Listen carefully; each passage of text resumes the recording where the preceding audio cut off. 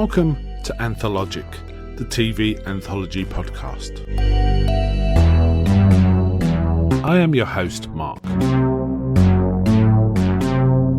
Join me and my guests on phase 2 of this project, where we're on a journey to explore the good, the bad, and the odd of TV anthology shows, season by season. Shows with a strong element of horror, science fiction, and mystery suspense drama. Join us as we slip through the cracks of reality to approach the extremes of experience, where we can peruse the stories and art of a sinister fairground of strange and wonderful rides. There is no going back. Don't say you haven't been warned.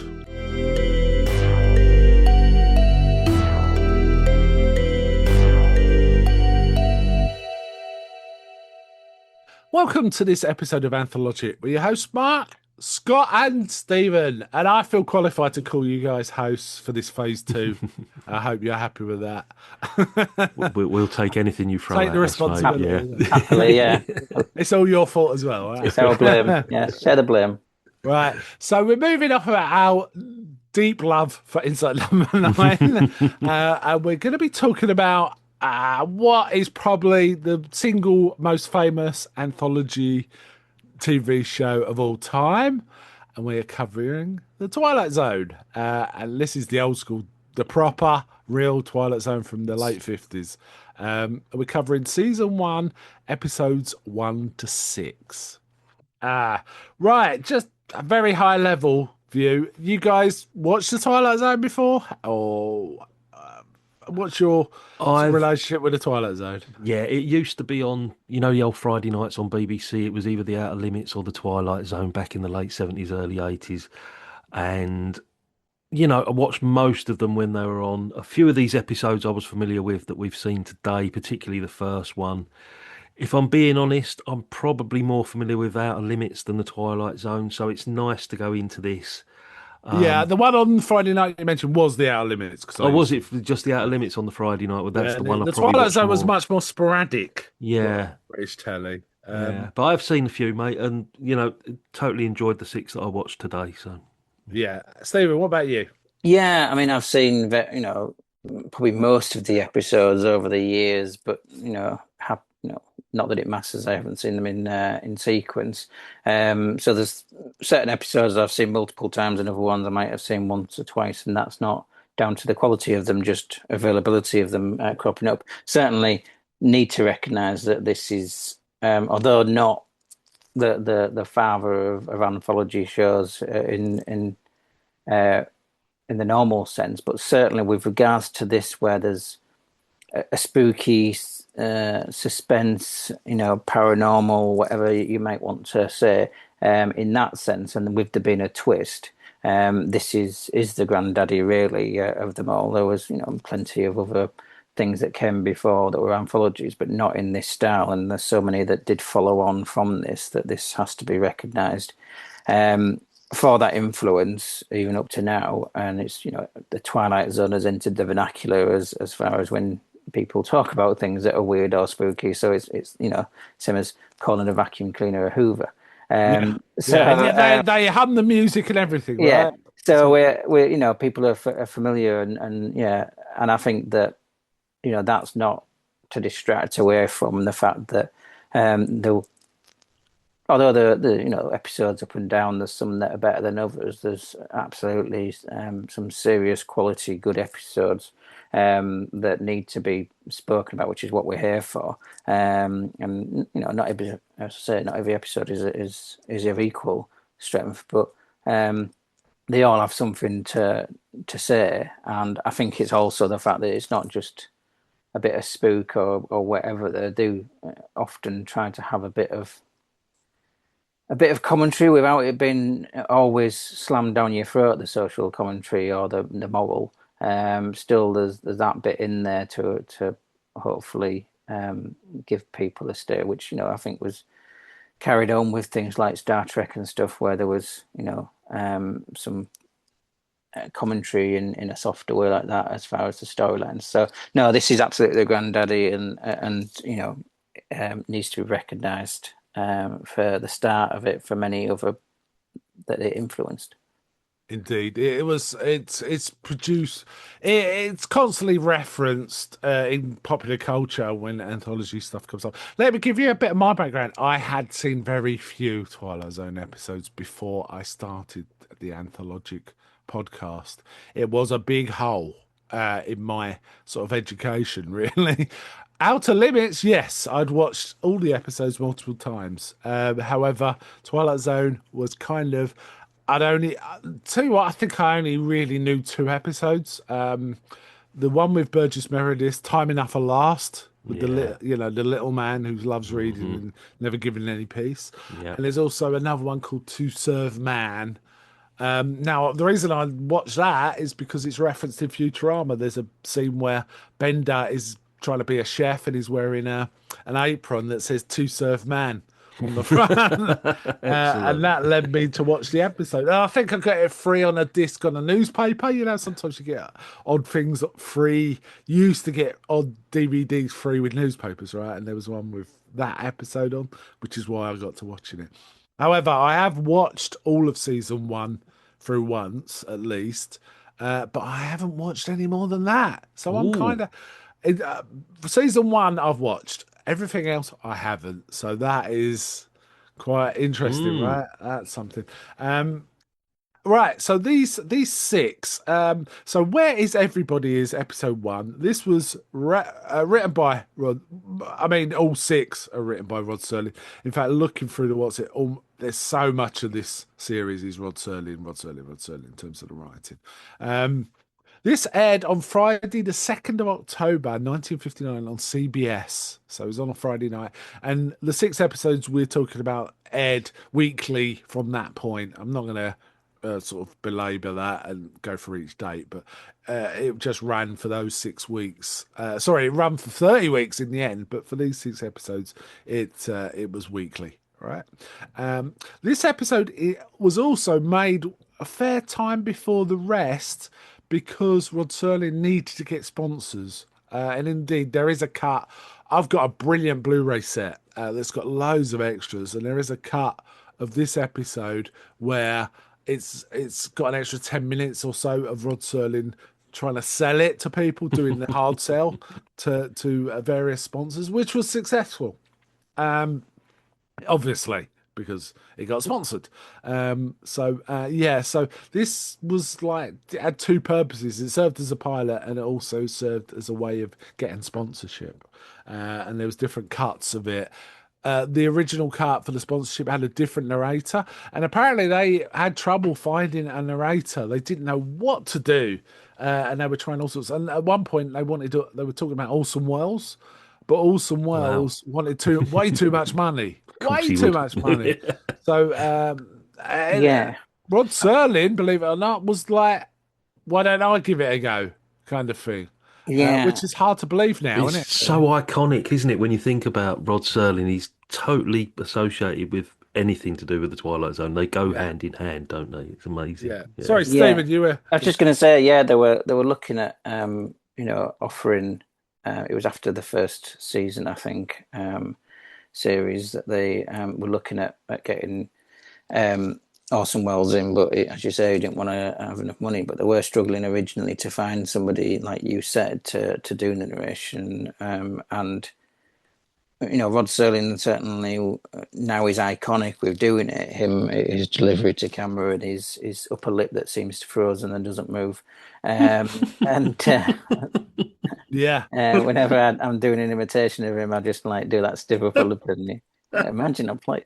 So It's like a James Cagney kind of face, isn't it? Yeah. yeah, whether that's natural or whether there was a number of people, Bogart, Cagney sort of thing that did, Yes. and that was a masculine trope. So whether some people hit it wrongly, but the delivery certainly is iconic now, like you say, and I know that we were not going to go over it as such, but the what you shared with us had multiple intros to multiple shows at the beginning before they actually got into this first episode, because that was the show reel that was put to the commissioning people, and you'd said it's fine to skip it, but I watched a few for a little bit. Yeah, it But, doesn't matter. it's it's iconic, that and actually at least a voiceover, if not to screen at the end. Again, I know Hitchcock, and others did that in some ways at various points, but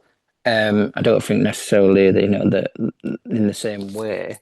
And I do believe that I read somewhere that there's a couple of episodes where there's actually a bit of narration from Rod Serling in the middle of the episode, but there are only a handful of those. But certainly that introduction is iconic, and yes, subsequent shows, things like Inside Number Nine and etc., have dispensed with that kind of thing. They don't feel they need it, but at the time, I think it helped.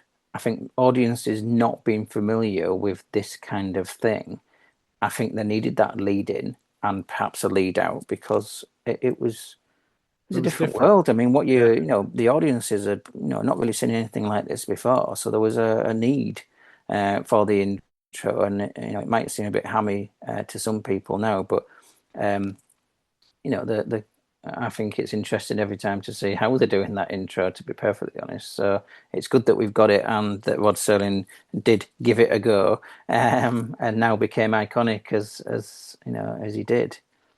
Yeah, the thing to camera, like you already mentioned, were really Hitchcock's like that, which Alfred Hitchcock presents. He gave people a lead in, and there was a few other shows that I think one came after the Twilight Zone where they did a similar thing, which was Boris Karloff. Boris Karloff, it was Oh, called yes. Boris Karloff's Thriller, and he did a thing to camera to start off sort of episodes, and it was quite common. And indeed, Rod Serling was doing it himself again in the 70s with Night Gallery, right?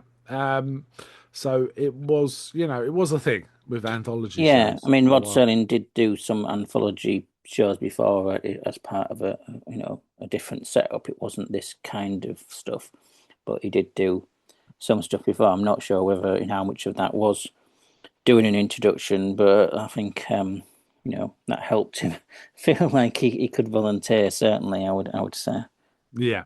Okay, let's get to the episode. Where is everybody? This is almost a one-hander, isn't it? Until the last 5 minutes with Earl Holliman um, doing his thing. What did you guys think of this episode? I think you've really got Scott? to give Earl Holliman credit here because, as you say, he's 90% of the time is the only person on the screen. And can you imagine? This is a pilot episode. Can you imagine the pressure that must have been on him, like acting against, literally nothing. He's got nothing to work with. He's carrying the entire future of this series. Yeah, all he's got is props, right? Yeah, Um, and fair play to him. And knowing this was going to be sorry. Yeah, go on. Yeah.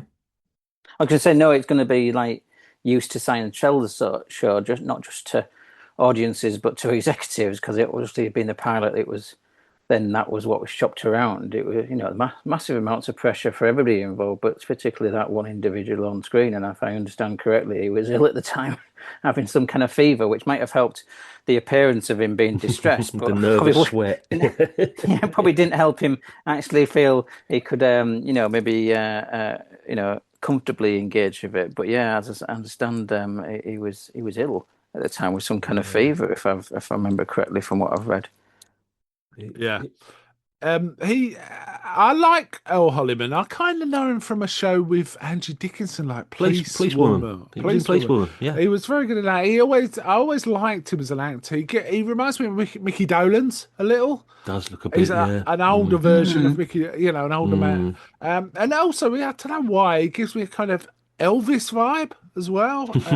It's got a lot of southern easy charm, He did a lot of westerns round about Yes. this time as well. He's mainly sort of known for a lot of westerns of the late 50s, but as you say, early 70s, he's really well known for being the second lead in Policewoman with Angie Dickinson. Yeah. And it's incredible. I mean, what amazes me is how efficient this script is, because what Serling gives us is this complete, devastating psychological breakdown of a man in 25 minutes, which in today's TV world would have been stretched over a four-part miniseries. You know, we've got it would have been, wouldn't it? Can you imagine? And Serling manages to get all of this condensed. And as I say, the pressure for this to work, what a gamble. You're going to see one man on a screen for 25 minutes out of the 30. Yeah. To give a little context, Serling actually had another story in mind for the pilot, and he pitched that to CBS. So this is It the pilot was I want to make. it was the But time element, wasn't it? Was the one before. And no, they no, it was shelved it, one. didn't they? No, no, there was what I've read is he had this story called A Happy Place, which is Yeah. set in a world where when you're 60, you get terminated, right? Hmm. And CBS said, nah, that's way too dark. We're not doing that story, you know. So Well, he had to pivot to something else, which is yeah, because prior to this, he was known as like the angry young man of TV drama, because network censors refused to let him write about racism, the Cold War, corporate greed. So what he's yes, done, he wraps all of this in social sci-fi. commentary in the guise of science fiction. Yeah. And the network executives who thought science fiction was silly kids stuff, they'd left him alone. They thought, no, that's fine, you know. And there's always this underlying message in each one, which is amazing when you go back and look at it. Which is amazingly parallels the later Gene Roddenberry and Star Trek stuff, right? Exactly. Yeah. Yeah, he's there was if I remember reading Rod Serling uh, some of the biography of him on Wikipedia, I think it was, of all places. Like you've said, Scott, there was an episode he wanted to do about the murder of black civil rights and in the South, and when he submitted the script, they ended up altering it to being that it was no longer set in the South. It was no longer going to be a black person. It was then suddenly going to be a Jewish dentist or something over, and then they changed it from that to just being a non-specific foreigner in a non-specific town, and it got diluted and diluted, and that's where his frustrations came in, because he had this bent about him to try and social messaging. But yeah, with that original episode that you're talking about, Mark, the Happy Place. I mean, obviously, subsequently with things like Logan's Run and stuff, he was Exactly. ahead of his time writing Mm. that, and perhaps somebody else, then subsequently got credit for the same idea. Not that they stole it from him, but he might have been credited more with coming up with it first, perhaps. So a bit of a loss there that wasn't accepted by the executives because they're too squeamish. Yeah. Um, yeah, so did you enjoy this one? How do you think it rates compared to some of the others? It's one of my favourites out of the six. Especially Right. as I say, because it is the first one. Your first impressions are always going to stick a little bit more, and I just think it's great. Earl Holliman is a revelation in this, to carry that 25 minutes, as I say, on his own before we get to the final reveal, and you can feel like the 1959 anxiety. If you imagine what was going on at the time in the USA, the space race is going on, and the Americans are obsessed with trying to beat the Soviets into space, aren't they? Because Gagarin won't go up till the following year. And Serling, God bless him, was the only one to sort of like say, well, hang on a minute, we're all obsessed with getting people up in space, but has anyone sort of thought what's going to happen to the human brain when we're up there? And Yeah. that's what you get at the end. And it's great. It's almost the ultimate working from home nightmare during COVID. You know, we all thought it was a great idea at the time, but given 5 days on your own, you start talking to the furniture, don't you? It's literally reflecting what was going on in the space race at the time. Yeah. I mean, talking to the furniture is all right. It's when it talks back that you're going to Yeah, trouble. Um, yeah. I think uh, I think this episode absolutely is an incredibly strong start, not just to the the series, but as series one, but actually the whole series as an entire thing. I think this really does, kick it into a gear that then sets a standard to attempt to be followed, which does and doesn't at times. But certainly this doing it with, as we've said, somebody, one person pretty much carrying it, and actually looking at that more cerebral issue of like Scott said, sending people into a place where they're going to be isolated. How will humanity cope with isolation? Um, this is a fantastic start to it, and an incredibly strong episode. And if they hadn't have picked up the series based upon this, there would have been something gravely wrong with the executives' sense of quality. I would say, because this is a really good perhaps one of the all-time great starts in series there's ever been. I'm gonna um, d- be a bit different about this than you guys. I feel like it's an okay episode. I think it's great up until the revelation. When he hits the walk, don't walk sign. And I feel like the reveal is a bit of a letdown for me. Oh, okay. I feel that what's this mystery? What's going on here? But for me, it just feels like, Do you know where I that's a thought he bit was too going? Yeah. cozy. So go on, go on. Originally, I thought he was going to be in one of those towns that the US created to test the nuclear bombs that they set up with dummies and mannequins and things like that, and then destroyed them. Like in Yeah. the Indiana Jones, the fourth Indiana Jones film, where he ends up in one of Yes. those Yes. towns. It, Yes. it Yes. didn't it didn't exist. Yeah, and I thought once he saw the mannequins, one was sitting in the car, thinking, it's one of those. He's somehow he's ended up in one of those. Yeah, the mannequins kind of indicate that, don't they? Mm, In many respects. mm. Apparently, the idea for this came from Rod Serling reading about in an article about them doing isolation tests, long-term isolation tests on potential astronauts to see the psychological effect. Coupled with the fact he was walking through a studio lot at one point, and it was completely empty. And so it was like he was walking through a town that was completely empty, and he just put the two ideas together, and it kind of Yeah. And then in the trivia, it says about the thing about getting stuck in the phone box.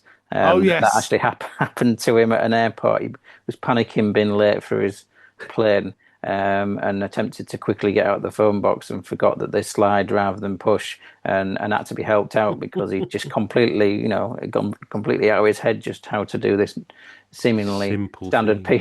piece of life. well, I think one of the little issues I think I have with the episode is the very end. It's a bit too vanilla for a Twilight Zone. And this is me looking at it from knowing what the Twilight Zone usually delivers. Yeah. So that's different from what a first viewer would have seen from this. And I did read about an idea that Serling didn't like this as the years went by. He liked this as less because he says a man just monologuing while he's walking around. That's not very good, right? That Mm. was his opinion. I'm the man who was famous for doing monologues. Yes, absolutely. However, he did actually either he thought of the idea and did put it in, or he thought of it after. Where a bit where he goes in the movie theater. He did have an idea of him picking his own ticket out and tearing the stub and putting it in his top pocket, and then right at the end, when he's lying on the stretcher, he puts his hand in the pocket and he pulls out the stub. All right, Oh, that would have been way more Twilight Zone. yeah. Like you created this reality for real. It wasn't just in your head. I had also had vibes of that movie Source Code with Jake Gyllenhaal. I can see that. You know what Um, I mean? Because he's got this. He's Mm. trapped because only got half a body, hasn't he, or something? And he's reliving that events on the train again and again. But that's not the reality, isn't it? The reality, he's cooped up in this laboratory, and I was getting real Source Code vibes as well. yeah, there was. Oh, I have seen something recently where someone wakes up and they just have got no perception of where they are, and they kind of having to work it out from first principles. But I can't remember what it was. But that often comes up in movies that are basically redos. Well, like Source Code, Yeah, redos of Groundhog Day, right? That exactly. Yeah, often the happens, right? same day reliving. Yeah, Yeah. I think yeah. there's so definitely a Twilight Zone episode where it's somebody who wakes up. I think they might be on a ship, where they wake up and they've got no idea about who they are. So yeah, we might come to that in some point in the future and go, oh, this is what we were thinking of. Yeah, I've seen something recently. It's really annoying me because I've seen something recently that does exactly that. I can't remember what it was. Never mind. And there's also a touch of the, for me, I Am Legend, a solitary man in the world doing stuff. Though that's a entirely different story.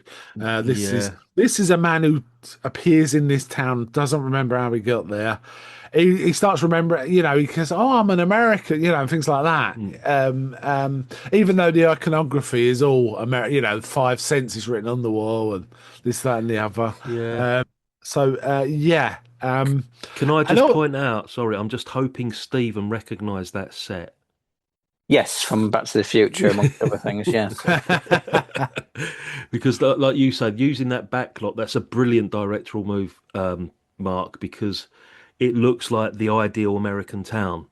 Yes. And it just, where it's that total silence, it just makes it that little bit more sinister because there's nobody, but you've got lots of streets. He's not just walking into one building, he's got a whole town to explore. And it just makes it even more sinister that this whole place is completely deserted. Yeah, it's a set that's, from knowing Back to the Future, I know from that the set was then used, had previously been used for, I think... Gremlins it was in as well, wasn't it? Gremlins it was in, but it also predates that. I think it was part of it was used in To Kill a Mockingbird. Yeah, and the I courthouse. It's the courthouse scene, yeah. Is it Support Your Local Sheriff or something other? There's I think might have been as well. There's a few others I think that it got used by. It was just a set. So it's great.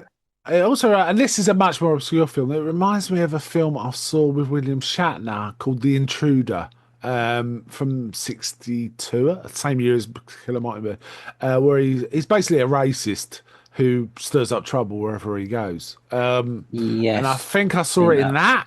It looked familiar from that as well. I've seen that, but I can't remember whether it's this exactly or just similar. But yeah, yes, no, I know why. Yeah, it looks similar. Yeah. Yeah. So, I mean, El Holliman was a great choice here. He delivered something that's quite difficult to deliver. So much monologuing, talking to mannequins, talking to himself, talking to someone he thinks is in the next, is in the kitchen while he's in the sort of dining area, things like that, right? And he is kind of disconcerted. But like I say, it doesn't quite satisfy for me. That little ticket thing would have probably made it for me, made it, made me like it better. And I think maybe if this had been, a later series, in the second or third series of the Twilight Zone, that might have been something you could have got away with. I think at this point, maybe they were too scared of doing something like that because it was too out of the ordinary at this point as an introduction, whereas later on he might have been able to get away with that without any oversight, but particularly since people were going to look at it as a pilot. Unfortunately, I think we maybe lost something there. I think you're right, that would have improved it. And indeed Serling did publish a set of Twilight Zone stories as a book, an anthology book, Stories of the Twilight Zone, and in that version he does the ticket thing. Right. So it's obviously it's his way of trying to reconcile it, I guess, not being happy with it. How can I improve this? And that's what he did. But yeah, props to Earl Holliman though, really, really solid, really solid. Right, let's go to the next one. Next one's called One for the Angels. Now we're starting to see that, I mean, this, I get a different tone entirely, kind of thing. And it's starting to give us a nod to the elasticity of the Twilight Zone. How one episode could be quite serious, one could be more frivolous, and so on. Which we see in inside number 9, for example, don't we? It's just you pivot to different things. Now, there are a few different actors in this, but the front and center is Ed Wynn as this sort of pitchman, a salesman, sidewalk salesman. The other main hand in this is Murray Hamilton as Mr. Death. Yeah. And I always get him a bit confused with Hal Holbrook. And Yes. when Yeah. you look at them side by side, they don't look that similar, but the vibe is similar. I've done I, that. I also found it really interesting. Murray Hamilton here has Mr. Death, looks like Rod Serling in terms of how he's dressed, how he moves and stuff like that. And that isn't the only instance of this in the six we're talking about. It becomes a thing through the episodes. Yeah. One for the Angels. Stephen, what did you think of this one?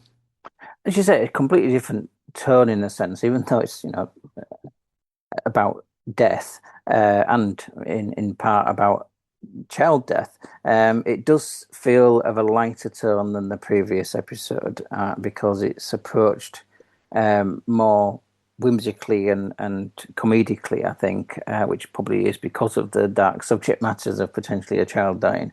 It's not played directly for laughs as such, but it is more cuddly in a sense, and certainly having this main character who is, very clearly a community figure that, ends up giving his stock away to the kids rather than going and selling it and that kind of thing.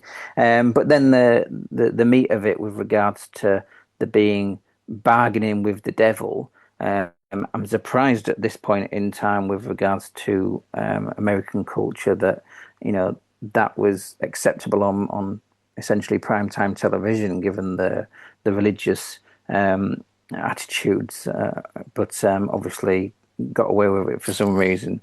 Yeah, it's not the devil in this one; it's death. Death, sorry, yes, death. So, the devil's a later episode, but getting having death in there, I think is something that is dark and surprising, to follow straight on the back of the other one. But I think that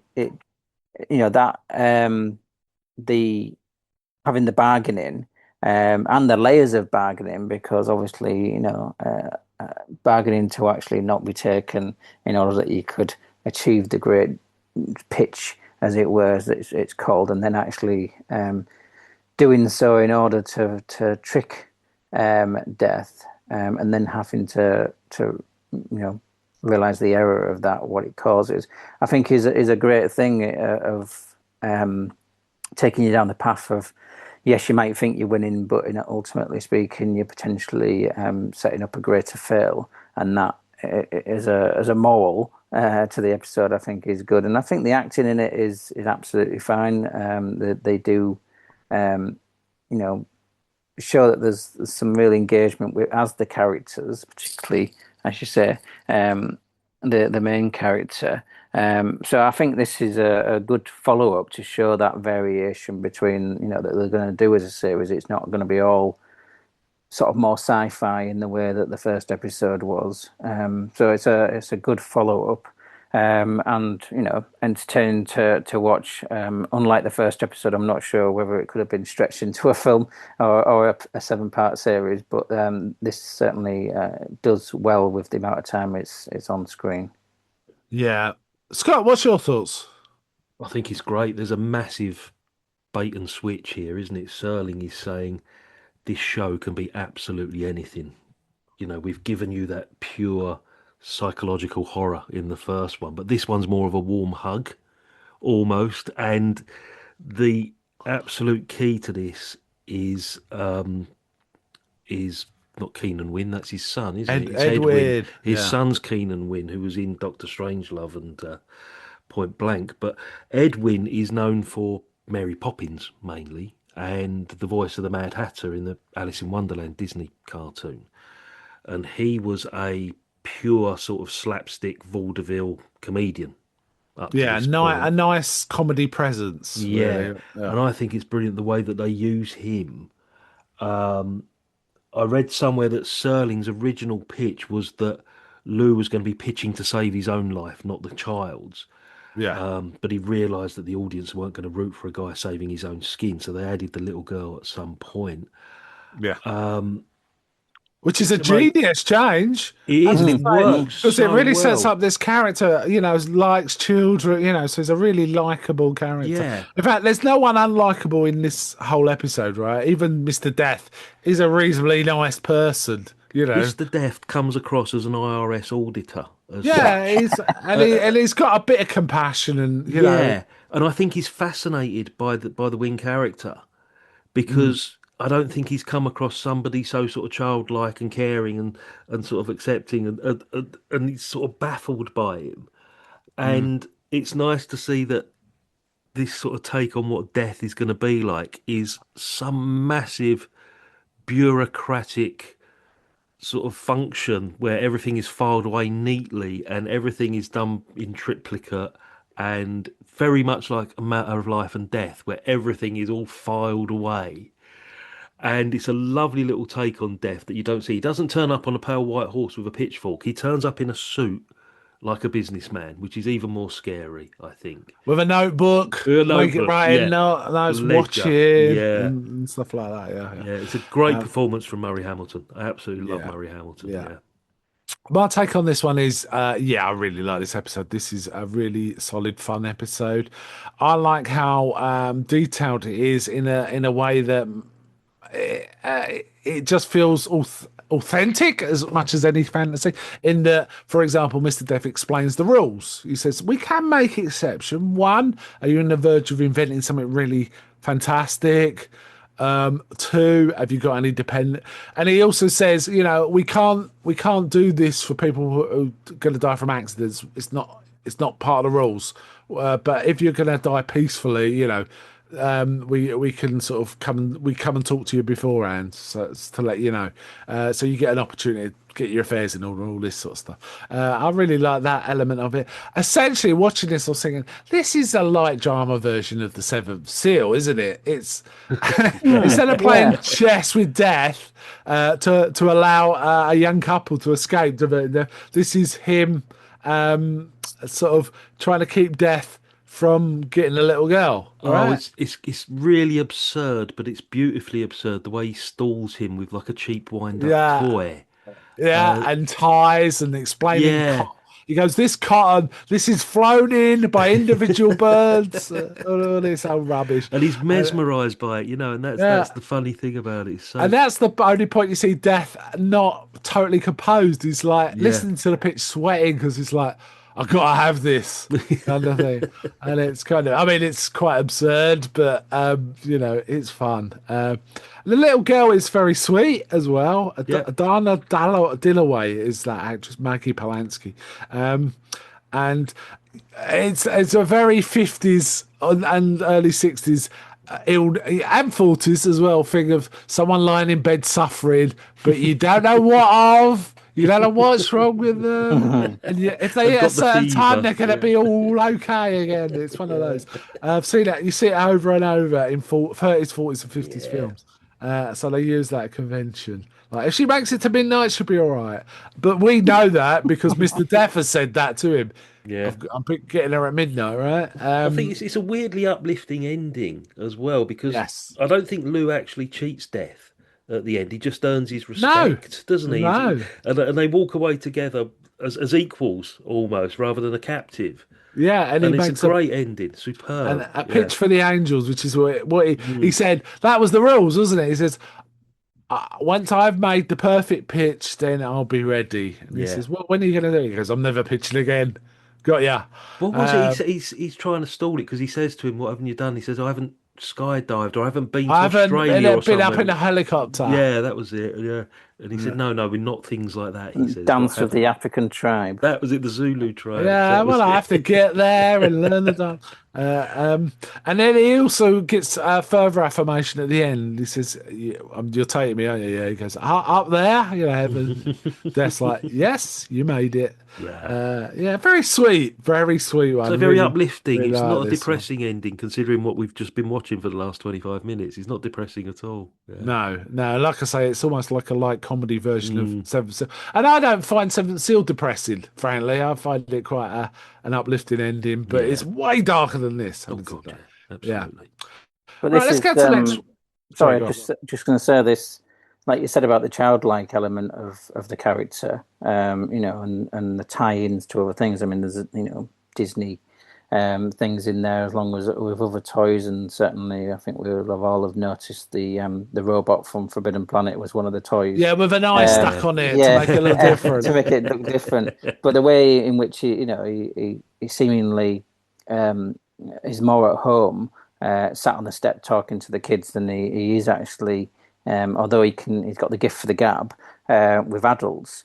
That's pitching. That's not social, feeling comfortable. That's business, and business is separate. And he's childlike himself with regards to just being on the same level as the kids, and that naivety, in a sense, does transfer through. And as Scott says, it shows we've got a nice ending on this because there's a equilibrium that's somebody nice actually gets a nice result, which unfortunately isn't how the real world seems to work. Yeah. Yeah. It was nice. It was a refreshingly charming sort of episode. Yeah. Okay, we're going to the next one, which is Mr. Denton on Doomsday, a Western themed episode, which is common in the Twilight Zone. There's quite a lot of ones set in the Old West, and I'm guessing part of that was because the Westerns were still really popular at this time, and on the lot there was probably a lot of Western sets available, things like that, right? Yeah. So yeah, There is a darker side to this as well. Serling hated TV westerns, the horse operas as they were known. He thought they were too sanitized because you think about Gunsmoke and Have Gun Will Travel and Wanted Dead or Alive, and basically he hated the fact that they promoted the idea that being a fast shot or a sharp shooter made you a hero. He turns that around completely in this episode and looks at PTSD of all things, and alcoholism, and he's basically sticking the middle finger up to Gunsmoke in this because he really hated that genre, and this was his antidote to it. that's really interesting. I did not know that, but yeah, that makes total sense. One of the things about the Twilight Zone and some of it, there's certain themes running through many episodes, and one of them is redemption or second chances, and sometimes it's the opposite. It's like you can't really go back to how things were once you've hit a certain sort of criteria, and there's a lot of those elements in this particular one. So yeah, that's really interesting to know. I did not know that. When you but look yeah, I at can it see from that angle, it makes it even more interesting, I think, because it's not just an homage to the TV westerns. It's saying, hang on, no, this is what's really happening, and Yeah. that side of things was never shown, and it's great because of it. Right. I'll jump in first. I've asked each of you in turn to go first for the. I'll jump in first on this one if it's all right. I really like this episode. I thought it was really good. Dan Juria gives an excellent performance. I thought he was spectacular, and I like the themes of it. However, I've got to say some of the casting is amazing too. Martin Landau is terrific in this as like a younger version, a bit like Jack Palance's character in Shane, but not quite, more mouthy and young and leery kind of thing. But man, he's a scary dude in this. He reminded me a bit. There's a film, and I can't remember the name of the film, with Richard Widmark's one of his first performances, where he's like a psychotic, like young hoodlum. And he throws a granny down the stairs. It's that kind of film. Yeah. And he's like, you think this guy's mad. And Landau portrays that as well. The other thing I want to mention is that young Doug McClure in this, amazing. And he went on to do loads of horse west. What do they call them? Horse operas. Yeah, horse operas. He did loads of that stuff. But that was great casting here too. Really, really excellent. But the actual central performance, I think, and the writing is fantastic in this one. Really solid. So, one of you want to jump in on your Scott? Well, as I say, it's the antidote to the sanitized westerns, and you get everything from PTSD, alcoholism, performance enhancing drugs. If you look at it on a basic level here, and it's a happy ending, believe it or not, but it's a brutal happy ending where they're both getting shot in the hand, and both of them essentially live at the end of this episode, but they can no longer be gunfighters anymore because they've crippled themselves. It's a very strange episode. The way there's so many layers to this. Yeah. Danderia is superb, absolutely superb in this. He wasn't a massive leading man. I mean, he was in westerns, maybe. There was a lot of TV stuff like Peyton Place, but he was in Winchester 73 with Jimmy Stewart, amongst other Mm. things. But you can just tell by looking at Danderia throughout this, he's not scared of dying. He's given up, basically. He's just terrified that if he keeps on going, he's going to have to kill somebody else. That's what's frightening him. Because he's got this reputation. There's a film called, I think it's called The Gunfighter, with Gregory Peck, and he's this. He plays Ringo Kid, is it? I think that's the one, and he's Yeah. this aging gunfighter that's just totally weary of having this reputation of being the fastest gun in the West, and this examines the underlying pressures that go with it, and it's very clever, and it really is completely opposite to what was being shown on the screens at the time. Yeah, there's also a touch of discussion on alcoholism, right? I guess I Yep. took my drink earlier and earlier each day until I was Yeah. waking up with it. Yeah. It's Yeah, very dark, this episode. Yeah. yeah. Stephen, what's your Agree, thoughts? yeah, I agree with everything that's been said. I mean, the cast is fantastic, and I think, um, you know, Martin Landau originally starts out playing the character, and this is, as part of the scripting. It's like just a schoolyard bully, but then there is, as things progress, you see that there's that psychosis in there, and sociopathic approach in the eyes, particularly you can see, and the other things. I did think it was a bit funny at one point, just where they were about to face off in the bar, and there's some bloke, one of his men, stood and behind him. Basically, you're thinking you're going to get shot, stood there behind him. Surely clear out Yeah, the way, move. but no, that certainly were the leads of that, and the guy, can't remember his name, playing Mr. Fate, as well as the What a great face he had, right? absolutely, it just has that whether sort of age, and almost wisdom to it. But the as you say, the premise is there in the first place as an antidote, great to westerns where the white hats versus the black hats, and the good guys, bad guys, and there's shooting people is seen as being a just an accepted part and a good thing, whereas not getting into that situation, yes, the idea where there's a top shot, you're going to be repeatedly challenged, and elucidating that, and then actually having it that somebody else is saved from the same fate. And I think Doug McClure was just either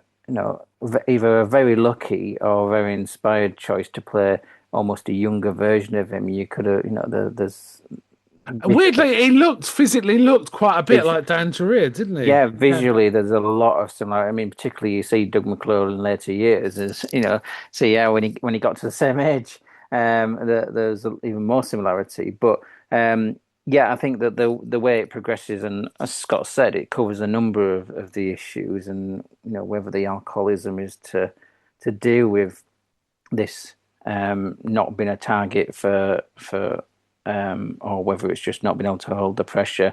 I originally thought that taking the shot of something before the fight was going to be to do with it being a placebo, and saving him from thinking that he was a down and out, and actually rebuilding his confidence, when in actual fact it was to a different end. That was a twist that I didn't quite predict, because I was too, I think I was not giving it enough credit in a way. So I think this is, a real good episode. And yes, westerns, like them or not, what this does with a western is something different, and actually is credible. So absolutely, pitching this different to what you've got with the preceding episodes. Again, it just shows that it's not a two-horse race with different types of episodes. That there's other directions it can keep going in, which are different. So it's absolutely a worthwhile addition, and getting it early on in the series is much to its credit. Now, this was the first episode ever rerun. I believe this was a very popular episode. People remembered it and wanted to see it again. So that's sort of a testament to it. Um, there's some nice little touches as well as all the great dialogue. There's some lovely little touches. I like the fact when the men realise they're both drinking it, the look of fear on their faces because they Yeah. just do not know what that's going to do. Because they could shoot each other in the heart, right? That's possible, Yeah. or something like that. So, and the acknowledgement from Al Denton that we're lucky, you don't have to do this anymore. Um, it's our escape route, right? Um, really, really terrific. Yeah. Um, any final thoughts on this one before we move on? No, I did like this Loved episode it. Yeah. because there's a lot to it when you peel away the layers on this one. There's so much to this episode. Yeah, I think of the six, it's my favourite. We'll come up. We'll talk about that at the end. What you consider was the best Yeah, and the yeah, weakest, and so on. It's really difficult with things like it's a bit like that inside. I'm like, really? Mm. Are they weak? Would you yeah. call that? So the next one, 16 millimeter shrine. Now, I just got a little confession before we start talking about this, and I've watched this episode before. As soon as it started, I thought, "Wow, that woman really looks like Ida Lupino." Funny that, yeah. It's an amazing resemblance, isn't it? The thing is, I'd seen Ida Lupino. I watch other anthology shows, and she's There's a sort of famous if you know anthology shows, I guess. Series called what's it called? Four Hand Playhouse, Four Star Playhouse. Where basically there were 4 stars on rotation in each episode, and they were like dramas, right? And she was one of the four. David Niven, Choice Boye, and I think Dick Powell were the others. Oh, right, So yeah. they do it on rotation, right? So there's a lot of David Niven ones as well. So I kind of, well, that's what I was thinking of. I think when I was started watching this episode, it's like, okay, that's why she looks like Ida Lupino. Yeah. Um, so the 16 millimeter is a common film stock. So this is about, a movie shrine, another way of putting it, right? Um, Stephen, what did you think of this one?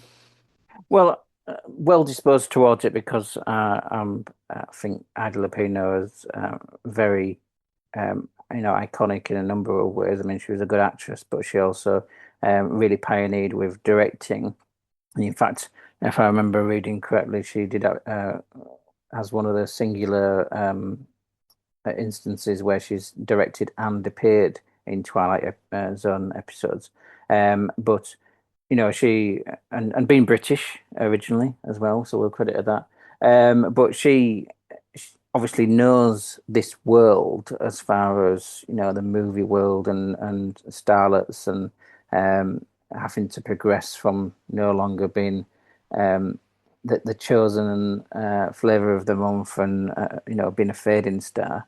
She knows that world very well in order to portray it. But I think that this deals with what could be fairly melodramatic and mundane. I think it deals with the idea of change and aging, but then obviously not being able to cope with that, and the twist on it is more fantastical than some of the other ones. But I think it works as an episode. I'm not going to say this is my favorite episode of the run that we've, the six that we do it, but certainly I've got nothing really negative much to say about it, because I think it's very well performed, particularly by Ada Lupino, who, as I say, I've got a lot of respect and admiration for. So I think it works very well, and again shows a different, perspective to an episode in this first series. Yeah, Scott. Not my favourite of the six, but I think what saves this for me is the cast. To get Ida Lupino is a bit of a coup, really. I think, even though her career as an actress was fading and she was moving more into directing, and as you said, Stephen, she will go on to direct at least one of the Twilight Zone episodes in a couple of years' time. when you think about it, Martin Balsam is fresh off the back of 12 Angry Men at this point. He'll be doing Psycho the following year. Martin Balsam, 1959, just done North by Northwest. So you can see this cast in these episodes are really top notch already, with only 3 episodes in.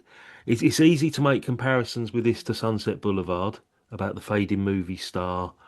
Mr. DeMille, I'm ready for my close up now.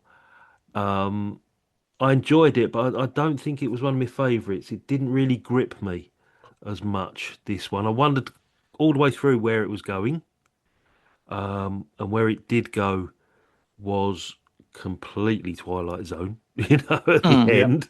Absolutely. It's probably the most supernatural so far, even though we've met death in the first one and the mysterious man in the gunslinger one and all that lot. But this one is pure supernatural.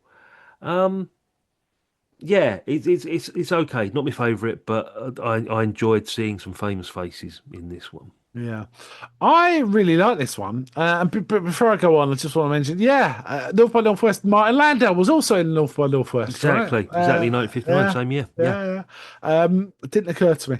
Mm. This to me, I really like this one. I think basically it's Twilight's own version of Sunset Boulevard, Yeah. right? Yeah. That's exactly what we're getting here, and I really liked it. I think. Ida Lupino did capture that Norma Desmond Mm. intensity really well. She'd have been a great Norma Desmond if it was a play or something, or if they redid it, 10 years after, which they might. They might these days, but they didn't do that sort of thing back then. I don't think. Apart from A Star Is Born, that was constantly getting remade. But yeah, I really enjoyed this one. I particularly like Martin Balsam's sort of "you got to come to the real world" and stuff like that. It wasn't the greatest, but I did enjoy it greatly. It was a fairly simple and straightforward one, and I kind of saw where it was going. It ended Yeah. where I thought it went where I thought it was going to go. I mean, So knowing what we know, what we've just been talking about how Serling is trying to insert some sort of message into these in a science fiction setting, you can see that he's trying to highlight how the studio system treated leading ladies and discarded them the moment they started getting 30 years old or above or whatever. yeah, So yeah. there is a message there. And just watching her gradually doom scrolling her own life by watching these movies constantly is Yes. fascinating. Yeah, But and I like absolute rage when offered the part of a mm, mother. I yeah, do not play mothers. yeah. You know. The director was Mitchell Leeson. He was a proper old school Hollywood director from the Right. 30s, from that era that Ida Lupino will have been familiar with. And Yeah. apparently he insisted on being driven to the set of this in his Rolls Royce. Okay. So he would have totally understood what this situation is trying to relate in a 30-minute episode. So there is those Hmm. little nuggets. If you know the background, I think it makes this episode a little bit more interesting. Yes. Well, I don't know. I think it's a pretty fun episode Mm, anyway. I quite like the set as well. I thought that was kind of cool. So I did enjoy it. mm. But honestly, I cannot believe I didn't just like that's Ida. It was like she really looks like Ida Lupino.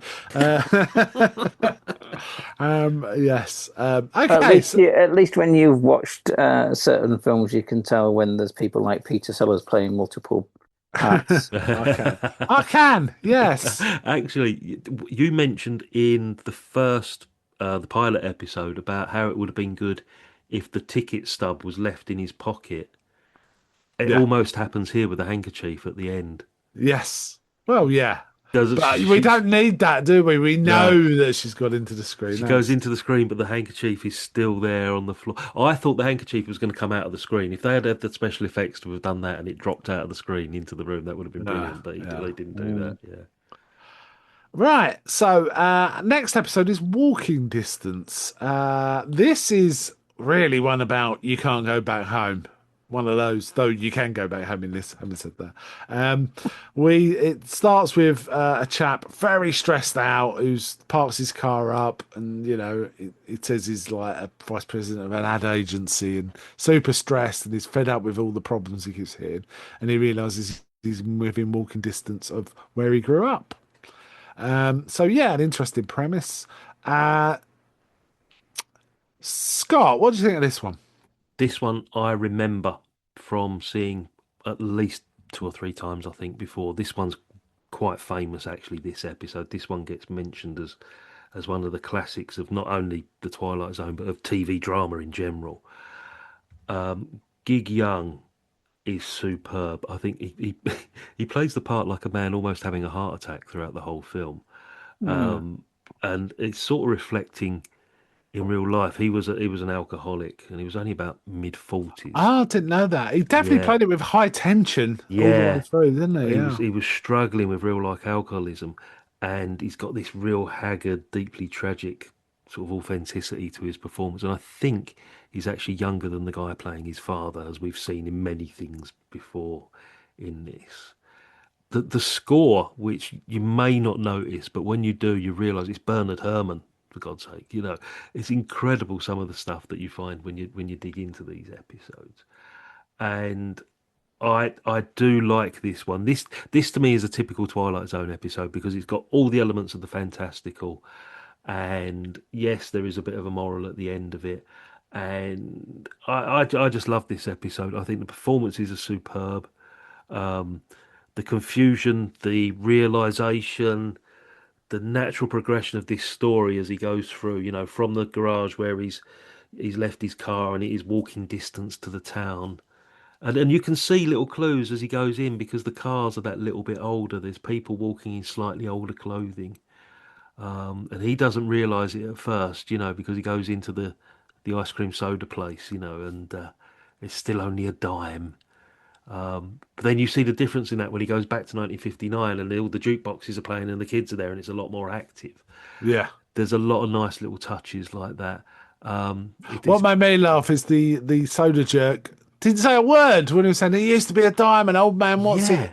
He must be dead. And the bloke just doesn't say anything to no, confirm any of it. but you get that lovely bit that he then goes up the stairs after Gig Young has left, and the old man is sitting in the chair, and he says, "We need some more Dozing. chocolate syrup," and it confirms that he's actually gone back in time, which is Yeah. very clever. Yeah, And you definitely get the feel that this is a sleepier, different pace of life kind of place, yeah, right?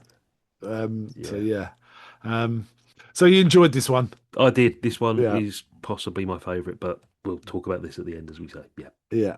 Steve, what do you think? Yeah, it's interesting, almost Back to the Future. You're going into the past and then realizing that your actual correct place is in your own time.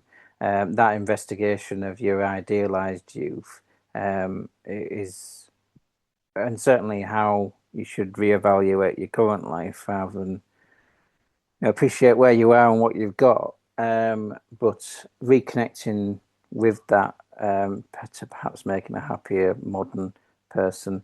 The way that it's structured, I think, as you say, is nice. That it takes a progression of the reveal that he's gone back into the past rather than it being, in your face, a sudden jolt. That's what makes this a better episode. Um, Certainly interesting to see a very young Ron Howard, Yeah, but the other performances were really good, like you say. The way that his parents are reacting to him as they would, but then what it comes out as with regards to particularly the father to son. It is an interesting, and then the denouement of what then happens to him to explain his affliction, shall we say, that he's then got in later life, and that cyclic thing that he's caused that, which is again in the sort of Back to Future sense. You're going back into the past and you're actually making the future happen as it was rather than being able to change anything. you are your own catalyst, as in a way. Mm. It stupidly, completely different, obviously, but it reminds me of Red Dwarf, where Lister goes and puts himself as a baby underneath the pool table, and if he just actually and that's a cycle. But yeah, I think this one is, with regards to time travel, it can often be done in a way that's predictable or a bit naff, and this one I think has the subtlety to it, which for the day when it was done, I think was setting a standard for others. So this episode, yeah, is an incredibly good one to make sure that it's that slow reveal and the consequences of being in the past and how you need to accept your present and your future. Yeah. Yeah, I like this episode quite a bit too. It was a sort of redemptive and regret, and when you try and go back, maybe that's not such a good idea. You've got to be in the here and now, which is kind of the father's speech. I thought it was a pretty strong episode. I found it a little more cinematic than the others, actually. The music for one, but also the bit with the merry-go-round, there was a lot of odd angles and Dutch angles Yeah. used, which isn't usual in the Twilight Zone. They usually stick to much more conventional. Mm. Outer Limits, yeah, there's all sorts of mad sort of Dutch angles and weird stuff happening in the Outer Limits, which is a later series, but they really experimented quite heavily with like camera angles and stuff, but not so much in the Twilight Zone. But this particular episode, there was. I mean, there was quite an amazing shot from above in the merry-go-round, so you kind of were looking at the workings above the merry-go-round, the sort of the axles Yeah. turning to horses and stuff like that. You saw some of that. That's very difficult to place a camera up there and get that kind of shot. But they took the time and the effort to do it. I found that kind of interesting. But that's not because they were trying to big up a weak story or script or whatever. It was all strong, but they were doing this little bit extra with this one, which I found really interesting. And yeah, also it made me think there's a film called Looper about time travel where people, it was kind of bounty hunting thing, but they could injure people. If they were trying to find someone in the present, they could do something to them in the past, Yeah. which would then affect the present, right? And that kind of as that element is in this, is built into this. There were some really nice touches. The car, right? And he says, "Ah, yeah, you've got." I can't remember the phrase he used, but it was like a weird boot that turns into a chair, and he A called something it seat, wasn't it? He said, yeah, I something can't seat, really call, yeah, rumble seat, something something like like that. that. Yeah, yeah. And I thought I've never heard of a rumble seat, and he says, yeah, brand new out of Detroit. And he says, I haven't made them in years. What? Yeah. So yes. And then we found the great turning point was it was all very airy and nice, and he was talking to people in the street, and it was all. One of the interesting things about this is an adult can talk to a boy in the street and be totally unself-conscious about it. Yeah, yeah. Now that could be a partly dramatic conceit, but you also feel that that wasn't unusual in America in the Absolutely. late 50s, Yeah. right? That was just a thing, right? It just talked to people. So that was kind of it. But the turning point, sorry, I detracted. The turning point for me is it's all very airy, but suddenly he says, "Yeah, I even carved my name up on the bandstand," and he sees himself as a young boy carving. And he goes on, what's good? And the kid's like, "I'm sorry, mister, we all do it. It wasn't just me," and all that kind of stuff. And then the discovery by his father of his wallet, with all this future stuff in, like driving license and stuff. And that maybe doesn't play so much now. This is an old episode because it doesn't quite. When it starts reciting dates, when the episode came, it's like, and this is from today. But when it's 50 years old, it doesn't quite have the same impact, right? So yes. So yeah, I really enjoyed this one. I thought it was a very solid episode. Um, Nothing really bad to say about it. We do get a lot of these kind of stories in the Twilight Zone. So this is the first of a whole sub genre within the Twilight Zone. There's a lot of that. There's a lot of westerns, for example. There's a lot of ones about getting a second chance. There's lots of ones about revisiting something.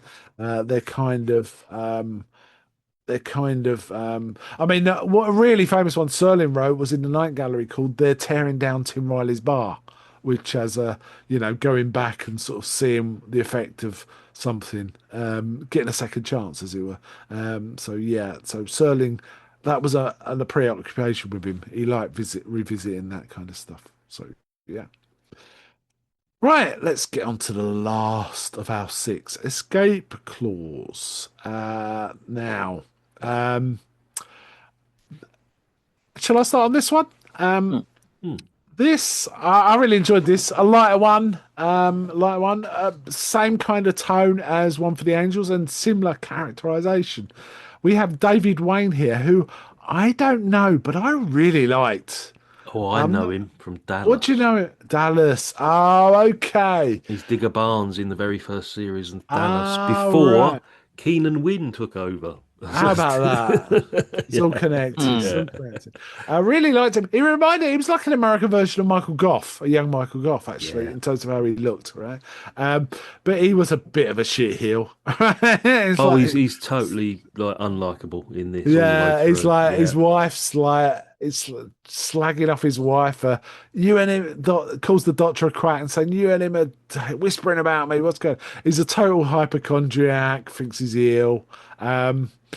By contrast, Mr. Cadwallader, or His Satanic Majesty, as it were, played by Thomas Gomez, was really good. I really like this guy. Um, Again, he looked familiar, but I couldn't place him in anything else. No, I thought I'd seen him in something, but it's yeah. And it's proper. This is selling your soul to the devil story, right? This is Bedazzled, which was made 8 years later. But it is a Faustian pact, right? And basically, Mr. Cadwallader says, well, I can give you more time. And he says, yeah, but I don't want to get older. He goes, I can make your cake the same. I can make you invulnerable.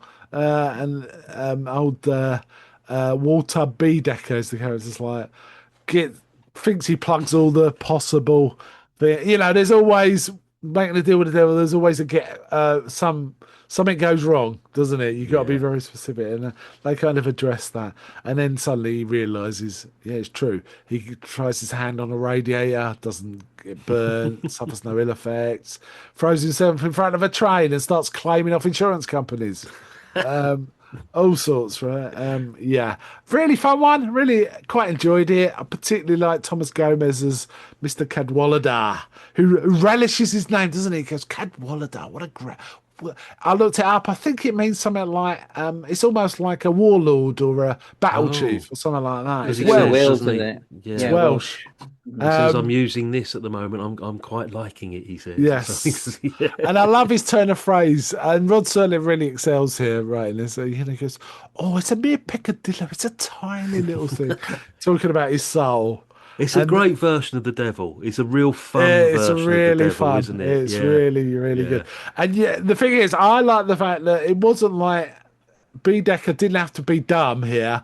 He knew what he was talking about. He knew he was talking about a soul, but he was just waiting for him to say it. He goes, what bit are you talking about here? And he says, your soul. He goes, and he smiles, right? He doesn't trick him with the fine print. What he does, he patiently waits for like his arrogance to do the job for him, basically, Yes. because he sussed him out immediately. Because doesn't he say, I've always been here or something, he said, where did you come from? He says, I've always been here. Or am I I've mixing always that up with been, the other episode? I can't I'm not remember. sure, but it's a Yeah. great line if it was. I can't Yeah, remember. yeah. So yes, I really liked this version of the devil, and again, we're going to see the devil over and over, and death over and over in the Twilight Zone. It's just one of those recurring characters. Yeah, so I really enjoyed this one. Stephen, what did you think? Yeah, obviously, I got mixed up before with regards to the devil being rather than death in the previous episode. So yeah, still surprised that this got past the Christian sentiment. But I think that although that Faustian pact and etc. is a longer edge story and premise, the not having a likable lead character that then is potentially in competition with the devil or whatever, you actually don't mind that him getting tricked by the devil because he's not somebody you have sympathy for. I think that there's potentially more that could have been done with this premise, and I think obviously has been because it's been done multiple times by other people. But in this scenario, yeah, I think a bit disappointed. Although there was, good elements to this. Yeah, the lack of likability for the main character, and the way it his comeuppance wasn't really as much as it could have been. Left this a bit more disappointing, and just in the sense that I don't feel it reached its potential.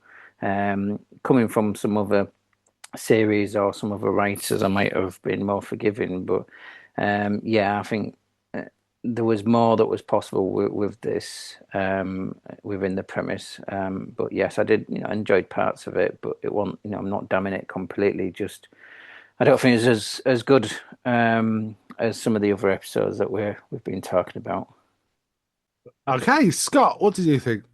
I think this is the one I had the most fun with, because the tone of each of these six is completely different. Each episode has got this really different tone. You can't say that this one is more light-hearted. This one, I think, after the previous episode, this is a real pitch black comedy, where the previous episode was quite sentimental, and I just love the fact that we get this comeuppance delivered to this really unlikable protagonist in this. He's so unlikable in this, and when he gets his comeuppance at the end, you're like, yes, thank God for that. You're really glad that it happened. You shouldn't do, but you do, and it's great because, as you said, you must really feel for his wife as well, because she's stuck in this marriage. He's dreadful, insufferable hypochondriac. He's just It's really so isn't self-absorbed, it? and such a narcissist kind of personality. Interesting take on that kind of personality, which we suffer a lot from in the modern world, right? It's Yeah. one of those guys, right?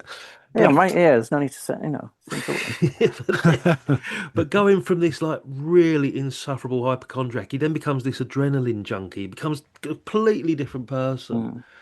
and it's a masterclass in marital misery. This 25 minutes is amazing. I love this bit, and the ending, as I say, the irony of the ending is absolutely delicious in this.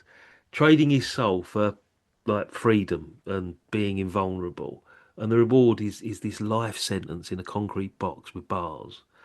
Pitch black karma, basically, this episode. yeah, yeah, And as I say, great performance from the two leads, the devil in particular, but David Wayne's very good in this. And I had possibly not my favourite out of the six, but I had a lot of fun with this one, as I say. yeah. I think Thomas Gomez as Mr. Cadwallader just made this episode Mm, really well. I quite like David Wayne's performance, though. He wasn't likable, but he was kind of fun. yeah, Um, what I would have tell you what, I think this would have been a better episode if there'd been some sort of twist where the devil says, "Oh no, that's not part of the conditions. We can't let you escape for yeah, this." Just mm, disappeared. yeah, That would have been even better. I think yeah, that would have been an even better ending and more appropriate punishment. This exactly. man was completely unrepentant about Mm. killing his own wife, basically. Accidentally, fair enough. But he didn't care. He did not care as soon as he'd done it. It's because he's Um, chasing the thrill, wasn't he? He's tried every form of death. So what else is there? Let's try the electric chair. So he admits to killing his wife, even though he didn't yeah, actually he do just it. wants to know. He Yeah, just wants to know if the yeah. electric tower. Well, another tiny little bit that really made me chuckle in this was when they signed the papers. He signs and the devil basically he brands the his contract with Smoking a little stamp. pitchfork logo, right, and just laughs his head off as he disappears. That did make me laugh. So I had got a lot of joy from this one. But yes, Yeah. he was a shit heel, this man. Mm. But like I say, he reminded me of Michael, kind of American Michael Gough. He really looked like Michael Gough to me. A young Michael Gough. But so yeah, I quite enjoyed this one. Quite a bit. Right, let's do a little roundup What should we do? Let's just do what was your favourite two? I don't want to be negative, so let's say what was your favourite, Stephen? What were your favourite two of these? Well, I did like Mr. Denton on Doomsday and Walking Distance, but it's difficult to choose either of those are above the other. Although in some ways they might have been better than the first episode if it had been they've been in different orders.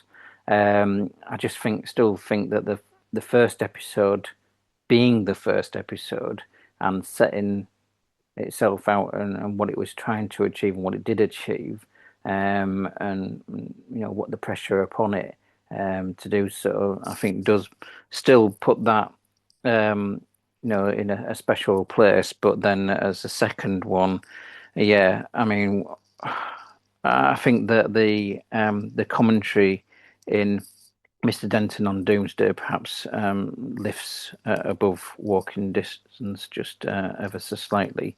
I do think that Escape Clause was probably for me the one I had a bit of disappointment with most out of all of them, just because it didn't potential more. I felt there was more potential there, whereas although 16mm Shrine was maybe a bit thinner of a story, it still within what it could have achieved, I think it achieved more than what the potential was elsewhere. So yeah, that's where I Okay, sort of peg it. Yeah. fair enough. Scott, what was your two favourites? I'm going to sort of agree on some of that and disagree with some of that. I loved the Western episode, especially knowing the background, knowing that Rod Serling didn't like the genre of the TV sort of horse operas as they became known. And then when you know that, that makes that episode even more interesting. But as Stephen said, for a pilot, for Earl Holliman to carry 95% of that pilot on his own in a massive, great set, you can see that the budget has been spent on this particular episode. It's a massive gamble, and I really enjoyed that. To watch that as the first one out of the six, I'm thinking, great, if they stick with this, I'm in for a good ride here. Escape Clause, as I say, I had the most fun with, but for me, the favourite out of the six is episode 5, Walking Distance. I just think, not just out of the six, as a piece of TV as well. For me, it's heartbreaking, when the father's telling the adult Martin to let go and go back because he's found the wallet. It's incredible. It's a really heartbreaking piece of TV, and I absolutely loved episode 5. But I think that would be my favourite out of all of them. Right. For me, my favourite out of these six, and they're all pretty good, right? Is Mr. Denton on Doomsday. I just hit pitch perfect. It delivered. It did exactly what it wanted to do. The performances were amazing. The casting was amazing. Just some of the faces were amazing. Frankly, Mr. Fate was really, and he had barely any dialogue. Right, he had a little bit of dialogue. That was my favorite out of these. After that, it's tricky for me. I like the more cheery ones, to be honest. It's either one for the Angels or Escape Clause for me is my second choice. But I think I'm going to have to go for one for the Angels. It's a more iconic performance, and the two leads are very likable, and I just think they're kind of magnificent. I did mention there seems to be a Rod Serling analogue in some of these, Mr. Death in One for the Angels. But of course, the suit he's wearing in Walking Distance, very Rod Serling kind of suit, true, right? yeah. In that. So, yeah, I also think Mr. Denton on Doomsday might have a bit more of a cultural footprint than the rest, actually, though some of the sort of Groundhog Day ones clearly have it. For example, I'm pretty sure Mr. Denton on Doomsday is referenced in Blazing Saddles. Gene Wilder's Waco Kid really feels like Denton. He even talks about. I went out as a 13-year-old kid. I turned away and went into the bar. Little bastard shot me in the ass. Yeah, that one. So I feel like that was a nod. Mel Brooks was giving this episode a nod. So it's interesting. We've all got different choices. I think we all like Mr. Denton on Doomsday, right? Yeah. But we have other different. We've all varied on our other choice of what our favourites are. So that's interesting. Yeah, and I think Hal Holbrook's performance stands out. It's not Hal Holbrook. I've done it again. I've done what you've done, haven't I? Murray. I was going to say Murray Walker. Then, yeah, Murray Hamilton. Yeah. Murray Walker. Murray Walker. I was going to say, yeah, his performance stands out of all the six as well. But yes, anybody playing the devil or death, it has got to be a shoe in here because they're going to have a lot of fun doing what they're doing. They do. These scripts, aren't they? So, yeah, both Death and the Devil have a very good, very entertaining presence in these episodes. Yeah. And that is consistent. I have to say, more of the from the first season at least. I find that quite consistent. They're always a bit fun. They're always fun. Right, I think that about winds it up. Just to say, our next episode will be the next 6 episodes of the Twilight Zone, and we've got at least one Stone Cold classic in that set, possibly 2, possibly 2. So that is something to look forward to, and I am looking forward to us talking about that. Even though I don't know when we're going to do it, but we'll see. We'll get there. Scott, would you like to talk a little about Real Britannia? Stinky Paws? Very quickly. Real Britannia. Is the 3 of us plus Hal now, and Tony has rejoined us. Just hit our 200th episode. We did Porridge the movie, which was absolutely brilliant get together, guys, when we reviewed that. I really enjoyed that episode. Yeah.